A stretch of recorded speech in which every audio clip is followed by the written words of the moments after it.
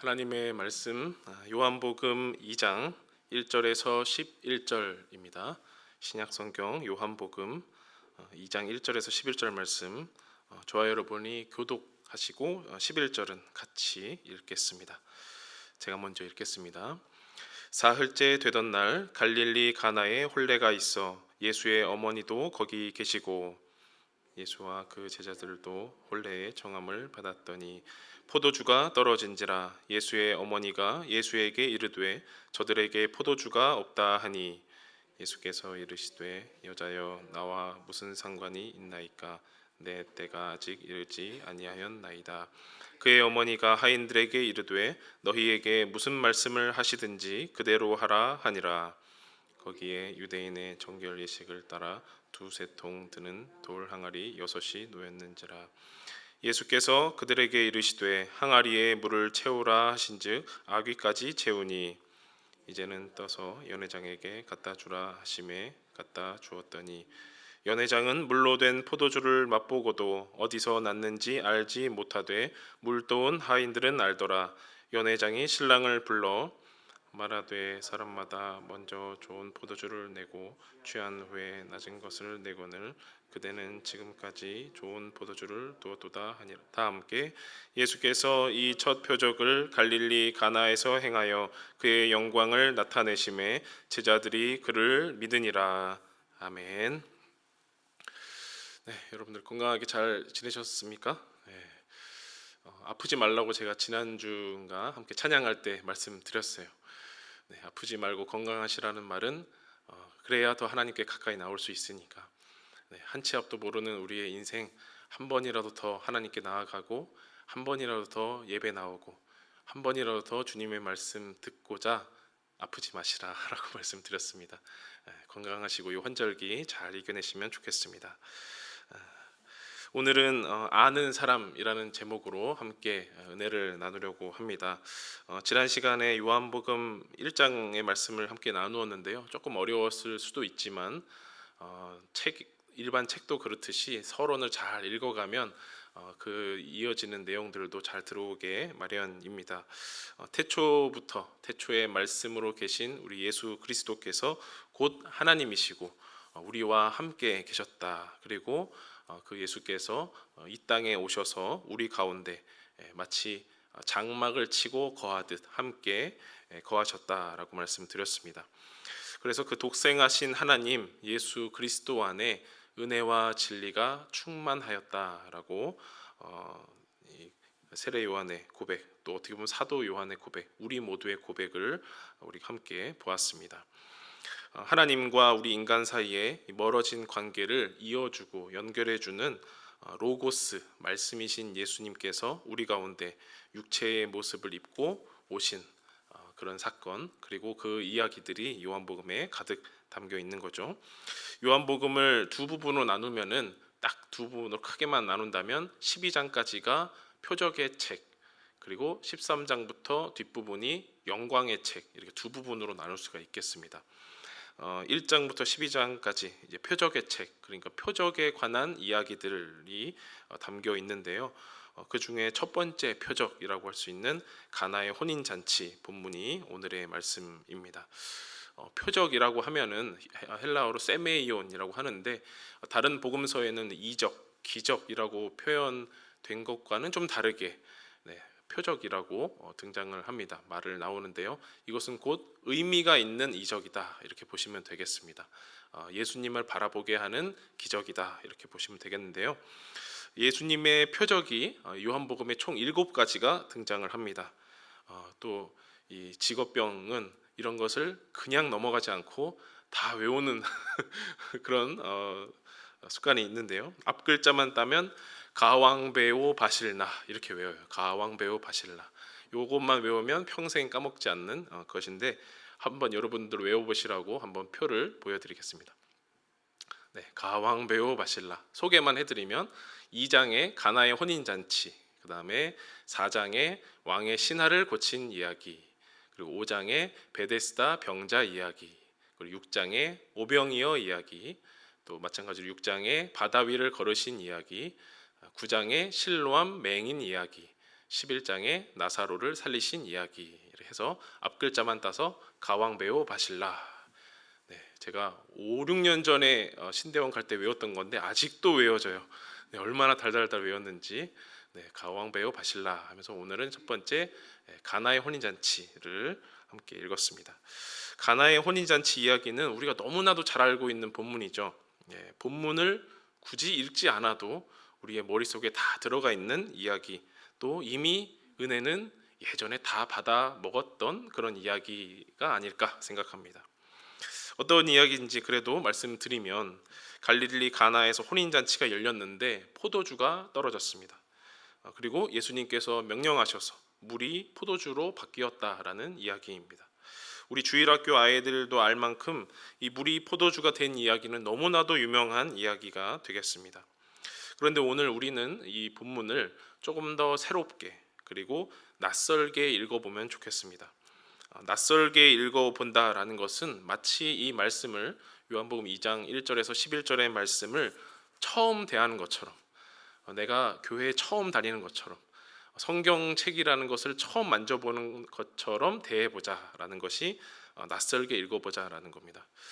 그럴 때에 요한복음이 정말 우리에게 원하는 조금 더 그렇게 읽어주기를 바라는 그 마음을 알 수 있을 것입니다. 그래서 오늘은 시간이 허락하는 대로 본문을 최대한 자세하게 들여다보려고 하는데요. 먼저 1절에는 본문의 장소, 시간이 등장을 합니다. 사흘째 되던 날 갈릴리 가나에 이렇게 등장을 합니다. 요한복음에서는 대부분 이렇게 시간과 장소에 대해서 나름 자세하게 설명을 해줍니다. 그 이야기에 집중을 하게도 해주고요. 앞의 이야기와 설령 이어지는 일이 아닐지라도 마치 이어지는 것처럼 우리에게 보게 해주는 것인데요. 갈릴리 가나라고 등장을 하는데 사실 요한복음의 대부분의 우리가 알고 있는 이야기는 예루살렘에 집중이 되어 있습니다. 마태, 마가, 누가 이 공관 복음서와는 다르게 예수님의 이야기가 예루살렘에 집중되어 있습니다. 성전을 정화하신 사건도 그렇고요. 치유와 설교가 다 예루살렘 한 곳을 집중하게 합니다. 가나 지방을 좀 소개해 드리면 이제 화면이 두 개로 나눠져 있는데 왼쪽이 전체적인 팔레스타인의 지역입니다. 위에 있는 것이 그 갈릴리 바다, 그리고 아래쪽에 큰 게 사해가 되겠고요. 그 지방을 갈릴리 북부 지방을 좀 더 확대를 해보면 오른쪽이 될 텐데 그 호수 바다와 같은 부분이 갈릴리이고요. 그 윗부분이 가버나움, 예수님이 주로 공생의 사역을 진행하셨던 가버나움이 갈릴리 윗지역이 되겠고, 그 왼쪽으로 가면은 파란색으로 가나, 갈릴리 가나 지역이 약간 좀 동떨어지게 있습니다. 그 아래에 가면 예수님이 태어나셨던 예수님의 출신이라고 할 수 있는 나사렛, 이렇게 지역들이 되어 있습니다. 이 갈릴리 북부에 위치한 이 갈릴리 가나는 남쪽의 예루살렘, 남유다의 예루살렘하고는 거리는 좀 있고 주로 치유가 많이 일어났다고 하는 가버나움과도 거리가 있습니다. 어떻게 보면 성경에서 크게 주목받지 못한 그런 곳이라고 할 수가 있는데요. 사흘째 되던 날에, 뜬금없이 사흘째 되던 날에 이곳에서 혼인잔치가 열렸습니다. 그럼 무엇으로부터 사흘째가 됐을까? 요한복음의 앞을 살펴보면 성전을 정하게 하시고 또 제자들을 부르시고 제자들과 대화를 하루하루 나누시면서 3일이라는 시간이 지난 것입니다. 예수님을 아는 사람에게는, 우리에게는 3일이라고 하면은 벌써부터 의미심장한 어떤 연상을 하게 하죠. 장사한 지 3일 만에 부활하신 예수님을 연상케 하는 것인데요. 그게 이 3일과 전혀 무관하지 않습니다. 이 혼인잔치에 예수님보다도 먼저 가 있던 사람이 있었습니다. 바로 예수님의 어머니 마리아입니다. 예수님의 어머니 마리아가 아마도 아주 가까운 친족이 결혼식을 열어서 그것을 도와주려고 먼저 가 있었던 모양입니다. 유대 풍습에서 혼인잔치는 약 일주일간 진행을 하는데요. 오랜 시간 동안 즐겁고 흥겹게 또 신랑 신부와 그 혼인을 축하해주며 시간을 지내는 것이죠. 마침 예수님과 제자들도 혼인잔치에 초청을 받았습니다. 그 시대에는 어떤 SNS도 없고 초대장을 보내기에도 상당히 시간이 걸렸을 텐데 초대를 받아서 갔는데요. 예나 지금이나 혼인잔치는 초청도 하고 또 초청을 받는 그런 귀한 잔치입니다. 그렇게 초청받은 예수님과 제자들은 우리의 생각으로는 함께 먹고 마시고 즐기며 좋은 시간을 보내야 하고 축하하는 일만 남았을 것인데 첫 시작부터 예감이 좋지 않습니다. 바로 마리아가 한 가지를 알아차린 것이죠. 포도주가 떨어졌다라는 겁니다. 포도주가 떨어졌다라는 것은 혼인잔치가 거의 망했다는 것과 다름이 없습니다. 앞으로 진행할 수가 없다라는 것이죠. 잔치가 아니게 되는 상황이 온 것입니다. 일주일 동안 함께 포도주를 마시면서 잔치가 무르익도록 진행해야 하는데, 또한 유대인들에게는 정말 물처럼 마시는 것이 이 포도주인데 그것이 똑 떨어졌다라는 겁니다. 그런데 마리아가 등장을 해서 이렇게 가까운 사람의 혼인잔치를 도와주던 그 마리아가 이 잔치를 챙기고 돌보는 것은 참 좋은데, 그 포도주가 떨어진 것을 왜 예수님에게 말했을까라는 첫 번째 낯설음이 다가옵니다. 이후에도 등장하지만 이 혼인잔치를 챙기는 사람이 있습니다. 공식적으로 연회장이라는 사람도 있고요. 등장하지는 않지만 신랑도 있겠고요.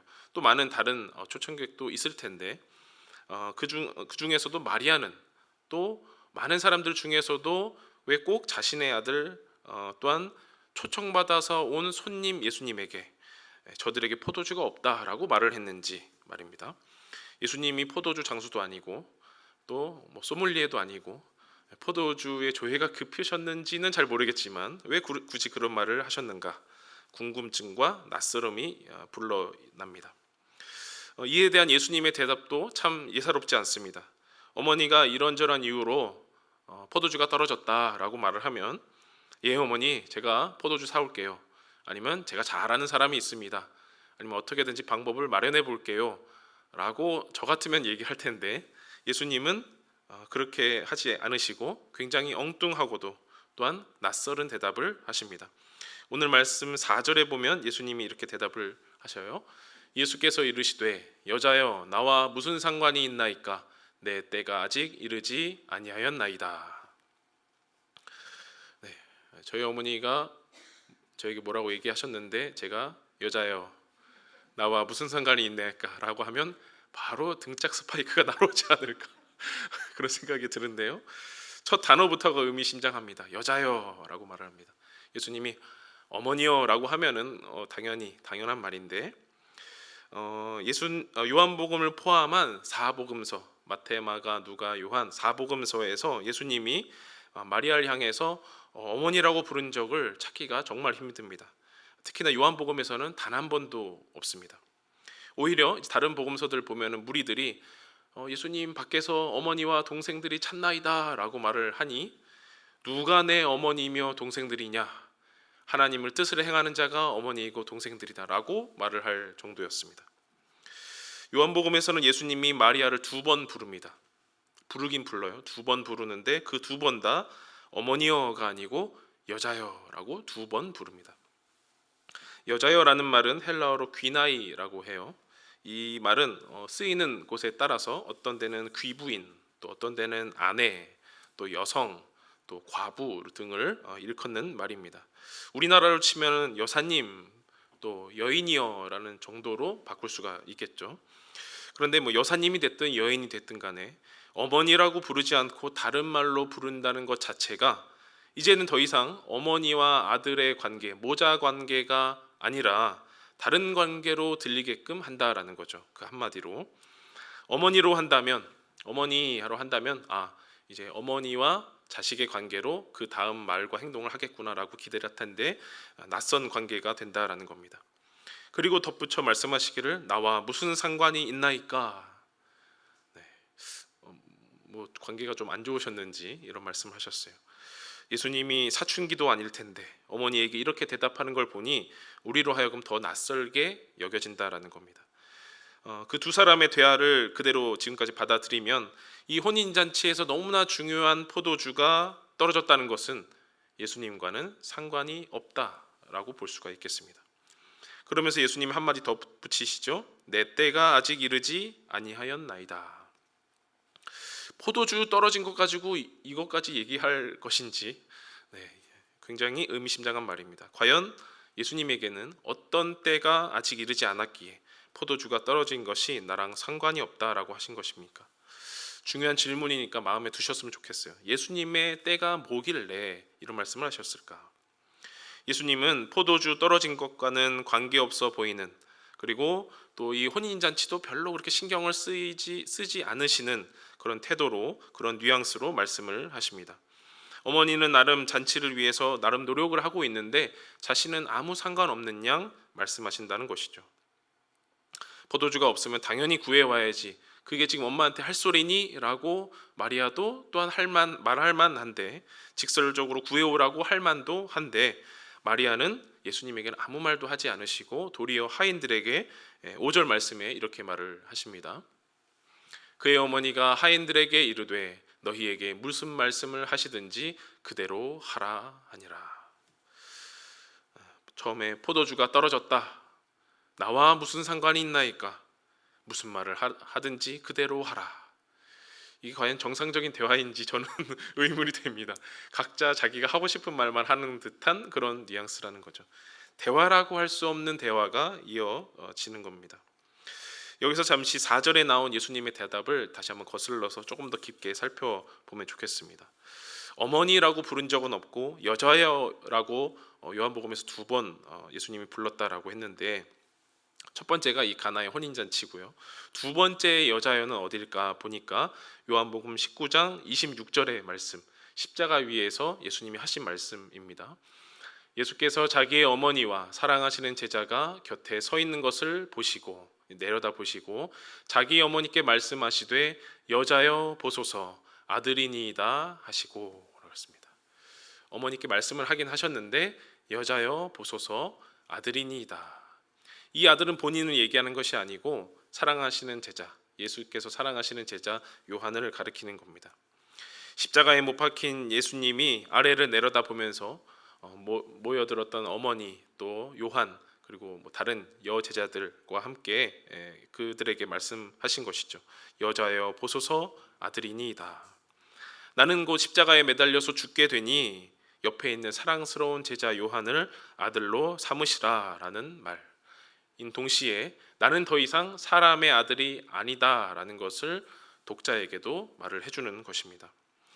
여자여라는 이 말과 혼인잔치 십자가의 그 이야기를 이렇게 엮어서 생각을 해보면, 예수님의 때는, 가나의 혼인잔치 때는 아직 이르지 않았고 십자가의 그 순간에 이르러서는 그때가 이르렀다라고 한번 이어볼 수도 있겠습니다.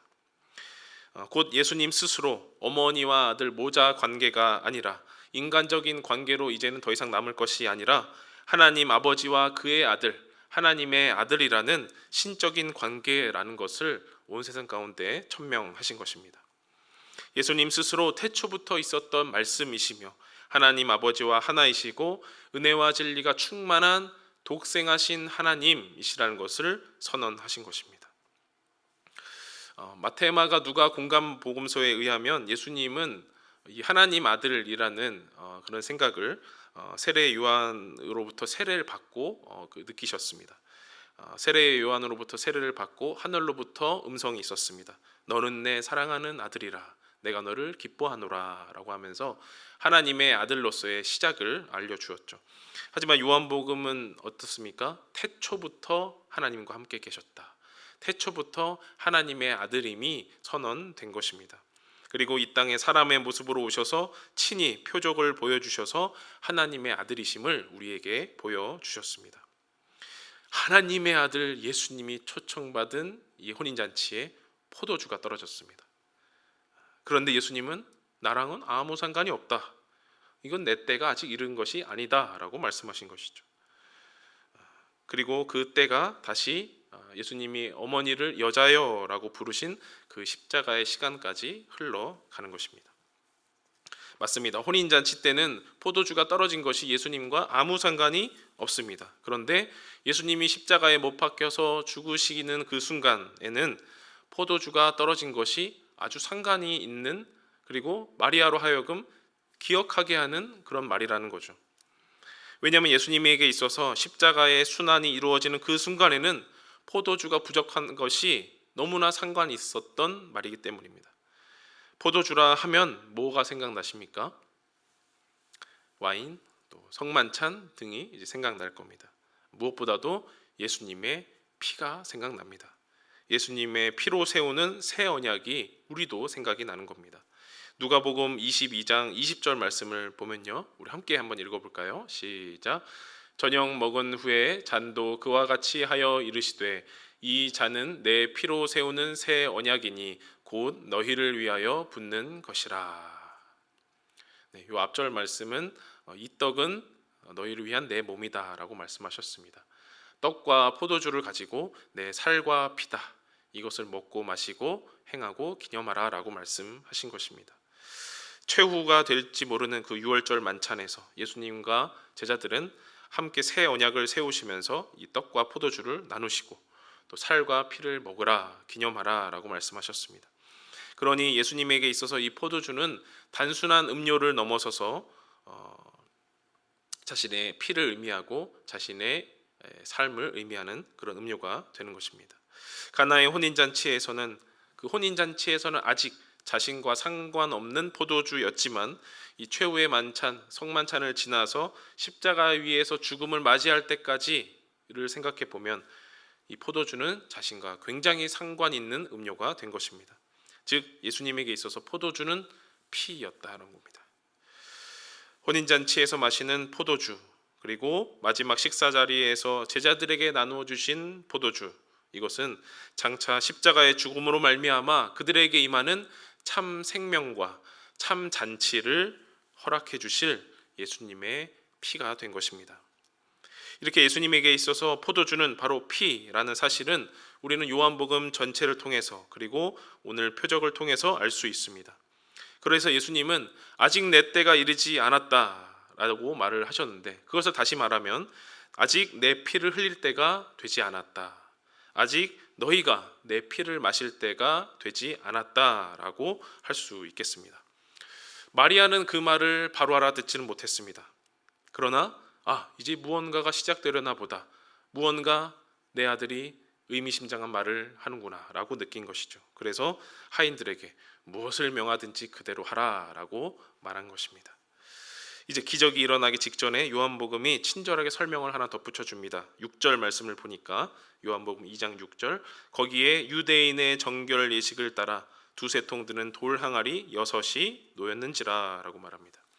유대인들은 귀한 행사나 잔치를 할 때에 물이 가득한 돌 항아리를 두어서 그 물을 떠서 이 손과 팔목, 이 팔 전체에 부으면서 정결 예식을 지킵니다. 그렇게 해야 그 잔치를 입장하는 내가 정결해지고, 그렇게 정결해진 사람만이 그 잔치를 참여하는 것이기 때문입니다. 잠깐 사진을 두 장 보여드립니다. 네, 왼쪽에 있는 것이 현재 가나 마을의 혼인잔치 기념교회의 내부 모습입니다. 보시면은 그 제단의 항아리 보이시나요?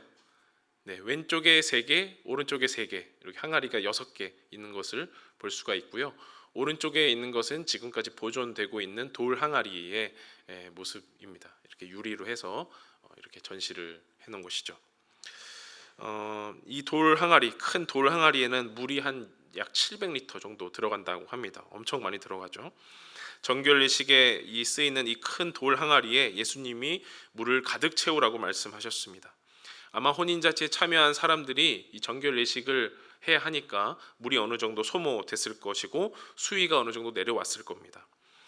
그러니 예수님께서는 그걸 다 채우라, 부족하지 않도록 아귀까지 채우라라고 말씀을 하셨습니다. 마리아의 당부도 있었으니 이제 하인들은 그 말을 순종해서 돌 항아리에 물을 가득 채웁니다. 그리고 떠서 갖다 주어라라고 하신 그 말씀을 듣고 연회장에게, 하인들은 그 말씀에 순종하여서 연회장에게 떠서 가져다 주었습니다. 이 부분에서도 저는 낯설음이 다가왔습니다. 왜 예수님은 엄연히 있을 포도주 항아리나 포도주 병에 가득 리필해 주시면 될 것을 왜 굳이 돌 항아리에 물을 채워서 그 물을 포도주로 바꾸셨을까? 왜 이렇게 한 번 더 귀찮은 작업을 하셨을까? 뿅 하면은 포도주 병에 짠 하고 채워질 텐데 왜 이런 일을 하셨을까? 이것도 한번 마음에 두셨으면 좋겠습니다. 여섯 돌 항아리에 포도주를 가득히 채워서 주고 싶으셨을까? 우리가 많이 들어본 설교대로 하인들의 순종을 한번 시험하셨을까? 이 질문 한번 마음에 두시면 좋겠습니다.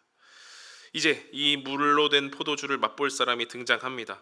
소믈리에처럼 이 포도주를 맛보고 나누어주는 연회장이 등장합니다. 연회장은 다른 하인들보다 더 권위가 있고 노련한 경력이 있는 사람입니다. 이 혼인잔치를 주관하는 매니저처럼 또 먹거리와 마실 것을 관리하는 사람인데요. 그는 이 포도주의 맛을 보고 몹시 놀랍니다. 아니 여태까지 이런 좋은 포도주를 숨겨놓고 이제야 내놓다니 라고 하면서 놀랍니다. 보통은 처음에 손님들에게 좋은 품질 좋은 포도주를 내서 사람들이 좀 취하면 조금 더 낮은 품질의 포도주를 제공하는 것이 일반적인 방법인데, 사람들이 많이 취한 지금, 잔치가 어느 정도 진행되는 지금 이렇게 좋은 극상품의 포도주를 내놓다니 라고 하면서 놀라는 것입니다. 그런데 사실 놀라야 될 거는 따로 있지 않습니까? 이 물로 된 포도주가 어디서 났는지, 어디서 갑자기 이 포도주를 구해왔는지, 그것이 더 놀라야 할 점인데 말입니다. 포도주가 떨어졌다는 것은 연회장도 이미 알았을 것입니다. 그런데 어떻게 구할 방법이 없는 와중에 갑자기 이런 좋은 포도주를 맛보았으니 그것을 더 놀라야 하는데, 연회장은 이 포도주가 어디서 왔는지 궁금하지도 않은 모양입니다. 알지도 못하는 상황이고요. 전혀 알아차리지 못합니다. 하지만 누가 알고 있나요? 하인들, 그리고 저와 여러분들이 알고 있죠. 2장 9절의 말씀을 보면요, 연회장은 물로 된 포도주를 맛보고도 어디서 났는지를 알지 못하되 물도온 하인들은 알더라. 물도온 하인들은 알더라. 하인들은 그게 원래 정결 예식을 위해 존재하는 물이었다는 것, 그리고 예수님이 아귀까지 부으라고 해서 채운 그 물이었다는 것을 알고 있었습니다. 그리고 그것을 떠서 건네주자 이미 포도주로 바뀌었다는 것도 알고 있었습니다. 하인들은 어떻게 알았습니까? 말씀대로 순종해서 물이 포도주로 변했다는 것을 알았습니다. 누가 뭐라 해도 자신들이 직접 목격한 일이기 때문에 하인들은 알고 있었습니다. 그러니 우리도 말씀에 순종해서 하인들처럼 기적을 맛보시길 바랍니다. 라고 많은 설교를 들어왔을 건데요, 아무도 아멘은 안 하시네요. 사실 하인들이 포도주를 보긴 봤습니다. 이 변화된 사건을 알긴 알았는데 궁금증이, 과연 그들이 한 잔이라도 마셨을까? 하인들이 그런 궁금증이 들었습니다. 혹 손님들이 먹고 남겼으면 모를까? 하인들이 겸상이나 했을까? 궁금했습니다. 말씀에 순종해서 물이 포도주가 된 표적은 경험했지만 정작 그 표적을 맛보진 못했다라는 거예요. 저 같으면 그런 하인이 되고 싶지는 않습니다. 예수님이 정결 예식에 쓰이는 돌 항아리에 물을 채워서 이 포도주로 바꾸신 것은 하인들의 순종을 시험하려는 것은 아닌 것 같습니다. 애초에 하인들이 주인공도 아니었고요. 그들은 어떤 일이든지 시키면 하는 사람입니다. 그러면 왜 굳이, 아까 드렸던 질문이죠, 왜 굳이 돌 항아리에 물을 채워서 포도주로 바꾸셨을까요? 유대인이 정결해지려고 쓰는 물을 왜 굳이 포도주로 바꾸셨을까요? 바로 사람이 정결해지는 것은 물이 아니라는 것을 말씀하려고 하기 때문입니다. 예수님에게 있어서 포도주는 무엇이라고 했습니까? 피라고 했습니다. 예수님의 포도주는 곧 예수님의 피입니다. 사람들을 참으로 정결하게 하는 것은 돌 항아리에 담긴 물이 아니라 예수님으로 말미암은 포도주, 즉 예수님의 피로, 예수님의 보혈로 가능하다라는 겁니다. 그 혼인잔치에서는 아무도 이것을 깨닫지 못했습니다. 나중에 예수님이 제자들과 함께 떡과 잔을 나누시고 예수님이 십자가에 달려 돌아가셨을 때, 그리고 옆구리에 창을 찔려서 물과 피를 쏟으셨을 때 십자가 그늘 아래 있던 사람들은 비로소 깨닫는 겁니다. 예수님이 말씀하신 그 포도주가 바로 예수님의 피였구나. 결혼식의 이런 어수선한 상황 속에서 혼인잔치는 계속해서 진행은 잘 됐을 것입니다. 그리고 이 첫 표적을 통해서 예수님의 영광이 나타나고 제자들이 예수님을 믿었다라고 하면서 오늘 이야기가 마무리됩니다. 이 표적을 통하여서 생긴 제자들의 믿음은 무엇이었을까? 예수님은 물을 포도주로 바꾸시는 분이야. 우린 물만 있으면 엄청난 일을 할 수 있겠다. 이런 믿음이 있었을까요? 그런 믿음, 그 제자들이 예수님을 믿었다라고 하는 그 믿음은 계속해서 요한복음을 읽어 나아가면 더 확실해질 것입니다. 아마도 이 제자들의 믿음은 지금은 연약하지만 훗날 예수님과 함께 더 지내시고 또한 나중에 성령 강림을 통하여서 더욱더 굳건한 믿음이 될 것입니다. 제자들의 믿음에 대해서 살펴보는 것보다는 우리의 믿음을 살펴보면 좋겠습니다. 가나의 첫 표적, 혼인잔치의 이 첫 표적을 보았을 때에 우리의 믿음은 어떠합니까? 우리는 예수님께 무엇을 원하고 있습니까?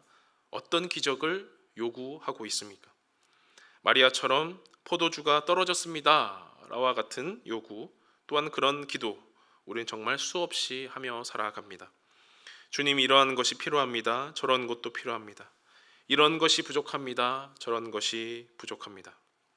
그런데 살다 보면 그런 것들은 거진 다 채워지지 않거나 내가 잊어버리거나 아니면 그렇게 부족한 형태로 살면서 우리에게 주시는 망각의 은사와 또 믿음을 통하여 넘어갈 때가 더 많은 것 같습니다. 물이 포도주가 되는 사건은 우리가 경험하기 정말 어려운 사건입니다. 그러나 어떻게 보면 제자들보다 우리가 믿음을 갖기가 더 어려운 것 아닌가 이런 생각도 듭니다. 우리는 아무리 말씀을 보아도 이 물로 된 포도주를 맛보기가 너무나 어렵기 때문입니다. 그러면 근원적인 질문이 생깁니다. 오늘 참 질문이 많은데요. 과연 이 첫 표적은, 혼인잔치의 이 이야기는 물로 된 포도주를 보고 예수님의 기적을 경험하기 위해서, 그런 기적을 바라기 위해서 기록되었는가라는 겁니다. 그에 대한 질문이 요한복음의 결론이자 기록 목적을 통해서 확인할 수 있습니다. 이 말씀은 요한복음을 읽을 때마다 계속해서 읽으면 좋겠는데요. 요한복음 20장 31절 말씀입니다. 우리 함께 읽어보겠습니다. 시작. 오직 이것을 기록함은 너희로 예수께서 하나님의 아들 그리스도이심을 믿게 하려 함이요 또 너희로 믿고 그 이름을 힘입어 생명을 얻게 하려 함이니라. 사도 요한이 요한복음을 기록한 목적입니다. 수많은 이야기들 중에서 또 많은 표적들 중에서 이 이야기가 기록된 이유는 예수 그리스도께서 하나님의 아들이심을 믿게 하려고 기록된 것입니다. 물을 포도주로 바꾸시는 기적의 마술사 예수님이라고 믿는 것이 아니라 하나님 아버지께로부터 이 땅 가운데 보냄받으신 독생하신 예수님, 그분을 믿음으로 영생을 얻게 하려고 이 이야기가 기록됐다는 것입니다. 오늘 이 가나의 혼인잔치를 통해서 예수님을 어떻게 믿을 수 있는지 이제 정리하려고 합니다. 바로 십자가의 순환 그리고 부활의 영광의 때를 향해 가시는 하나님의 아들 예수 그리스도를 믿는 것이 바로 오늘 이야기의 주제, 정리가 되겠습니다. 혼인잔치에 포도주가 부족하지만 아직 때는 이르지 않았습니다. 그러나 이제는 때가 이르러서 예수님의 피가 흐르고 또한 그것을 기념하며 포도주를 마시는 그 순환과 영광을 향해 나아가는 우리가 되면 참 좋겠습니다. 예수님의 이름에 힘입어 얻는 그 생명은 십자가의 순환과 부활의 영광을 거쳐야만 받을 수 있는 선물입니다. 정결 예식으로는 결코 정결해질 수 없는 우리가 십자가와 부활의 은혜로 말미암아 정결해져서 받는 선물이 바로 영생입니다. 그래서 이 표적을 보고 또 여러 앞으로 나오는 표적들과 이야기를 보고 예수님을 바로 아는 것은 굉장히 중요합니다. 사랑하는 여러분, 우리는 예수님을 어떻게 알고 있습니까? 물로 포도주를 만드신 예수님은 우리를 위하여 십자가의 순환을 겪으시고 장차 부활하셔서 영광을 우리에게 보여주셨습니다. 누구든지 그를 믿는 자마다 멸망하지 않고 영생을 얻게 하셨음을 우리는 알고 있는 것입니다. 하인으로서 기적을 아는 것과 표적을 통해서 예수님의 순환과 영광과 영생을 아는 것은 엄청난 차이가 있습니다. 연회장과 하인처럼 물로 된 포도주를 알고 모르고 하는 것과는 질적인 차이가 있는 것입니다. 예수님을 어떻게 아느냐에 따라서 정말로 예수님을 믿는 사람인지 아니면 예수님으로부터 나오는 어떤 것을 믿는 사람인지가 판가름 나는 것입니다.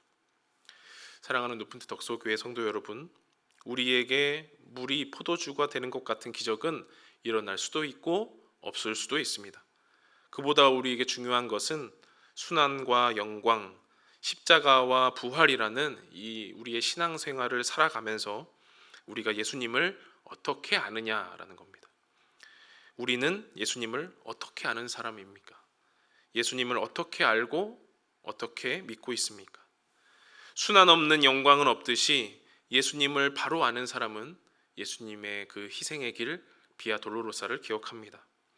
또한 혼인잔치의 여자여로부터 십자가상의 여자여까지의 예수님의 말씀과 삶 속에 담긴 울림을 기억합니다. 예수님의 보혈을 기억하면서 또한 포도주를 마실 때마다 순환의 길을 겪으며 걸어가며 영광스러운 천국 잔치에 참여하는 저와 여러분이 되시기를 간절히 소망합니다.